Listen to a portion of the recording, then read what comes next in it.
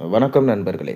திருமாவளவனை தாவேகா கட்சியை விட்டு துரத்திய விஜய் கடந்த 9 வருடங்களா திமுக கூட்டணியில் இருந்துட்டு வரும் விசிகா நாடாளுமன்ற தேர்தலில் 2 சீட், சட்டசபை தேர்தலில் 8 தொகுதி என இந்த சொற்ப தொகுதிகளை பெறுவதற்கே அறிவாலயம் வாசல்ல பலமுறை ஏறி இறங்கி போராட வேண்டிய நிலைமை இருந்துச்சு.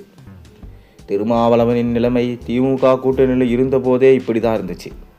திருமாவளவனின் பரிதாப நிலையை பார்த்து தான் நடந்து முடிந்த சட்டசபை தேர்தலுக்கு முன்பு ஆட்சியில் பங்கு தருகிறோம், அதிகாரத்தில் பங்கு தருகிறோம், கூட்டணிக்கு வாருங்கள் என விஜய் கூட்டணி கதவை திறந்து வச்சாங்க. ஆனால் 8 சீட் கொடுத்தாலும் பரவாயில்லை என திமுக கூட்டணியிலே இருந்தார். தேர்தல் முடிந்த பின்பு வெறும் 2 தொகுதிகளில் மட்டுமே விசிகாவை கூட்டணிக்குள் கொண்டு வந்தது. அமைச்சரவையிலும் இடம் கொடுத்து அழகு பார்த்தார் முதல்வர் விஜய். ஆனால் அமைச்சரவையில் இடம்பெற்ற பின்பு திருமாவளவன் தரப்பில் இருந்து தொடர்ந்து தாவேகா அரசுக்கு நெருக்கடி கொடுக்கப்பட்டு வருவதாக சொல்லப்படுது.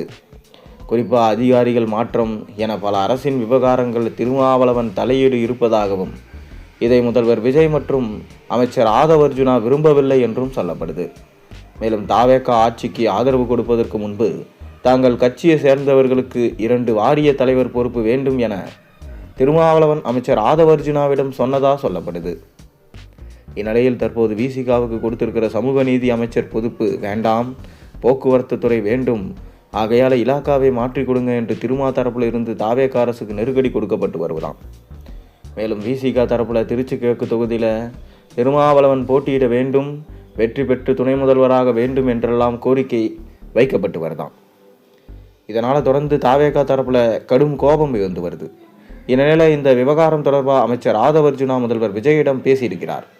இதன் பின்பு விசிகா தரப்பிடம் ஆதவர்ஜுனா ரொம்ப கராராகவே பேசியிருக்கிறது என தகவல்கள் வெளியாயிருக்கு.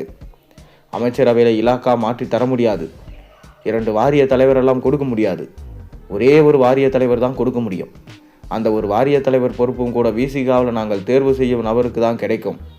மேலும் இடைத்தேர்தல் அனைத்து தொகுதிகளிலும் தாவேகா வேட்பாளர் தான் போட்டியிடுவாங்க. கூட்டணி கட்சிகளுக்கு சீட் கிடை. மேலும் விசிகா உடனே திமுக கூட்டணியிலிருந்து வெளியேறுவதாக அறிவித்துவிட்டு இனி தாவேகா அரசுக்கு எதிராக பேசுவதை நிறுத்தி கொள்ள வேண்டும் விசிகா தரப்பிடம் தெரிவித்தார் அமைச்சர் ஆதவர்ஜுனா. இஷ்டம் இருந்தால் கூட்டணியில் இருங்க, இல்லை என்றால் தாராளமாக கூட்டணியை விட்டு வெளியே போகலாம் என்று விசிகா தரப்பிடம் கராராக அமைச்சர் ஆதவர்ஜுனா பேசியிருக்கிறார்.